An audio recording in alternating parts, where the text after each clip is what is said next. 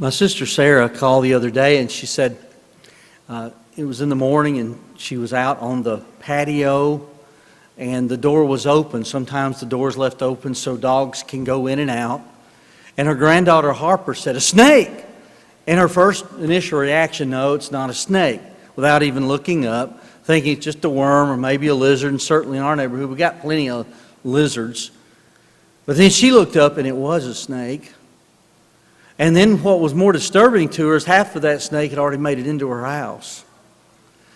Well, she had a shovel handy, and that snake didn't live to tell the story. She put a picture of it on Facebook, and it was one of the prettiest king snakes you've ever seen.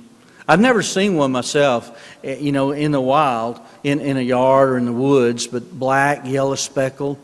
It's probably one of the prettier snakes to look at. I kind of thought, well, maybe that'd been in my yard and I'd realize that's a king snake. Thought, well, maybe it'd keep away all the bad snakes. Maybe keep away some of those cats that kind of come around. I don't know if it would do that or not. But, halfway in her house, I've read of people finding a snake in their house and think, how'd this happen? Well, I guess you leave your doors open, it can happen. But then think of the things sometimes get in people's lives.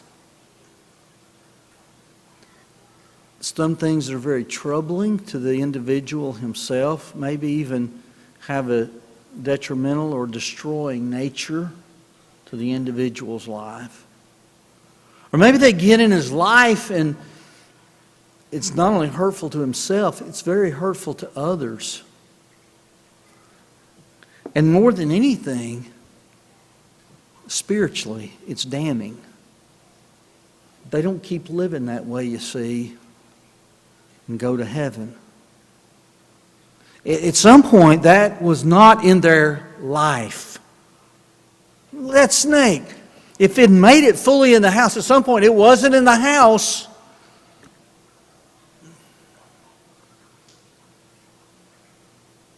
At some point, that thing in our life wasn't there. But we let it come in. Maybe it was even a part of, in James 1 we read about sin, about how being connected with our own evil desire or lust. Maybe we even kind of wanted it there. We didn't want all that mess that comes with it, but we let it in. We need to be so on guard about temptation that leads to sin. That sin gets in our life. What's it going to do to us? How's it going to affect us? And then even what kind of effect is it going to have on others? I know you don't want a snake in your house. Okay, there are some that do. Generally, they keep them in some kind of a cage. But most of us, we don't even want one in a cage in our house. We don't need to let sin in our lives.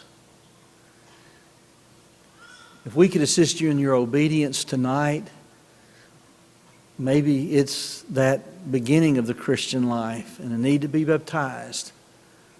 Maybe there's a need for prayer on your behalf. We'd be glad to take the time and pray. If you need to come, please come as we stand and sing.